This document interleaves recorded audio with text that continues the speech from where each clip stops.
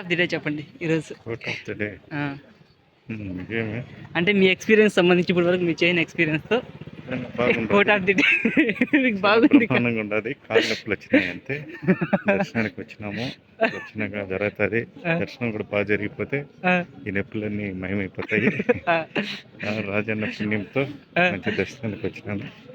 ఈ గిరి ప్రదర్శనలు అయితే దాదాపు 90% అయిపోయింది. ఇంకా 10% ఉంది.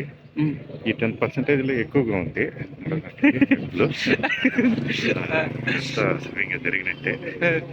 రేపు దర్శనం బాగా జరిగిపోతే హ్యాపీగా. ఓకే, నా కోట్ ఆఫ్ ది డే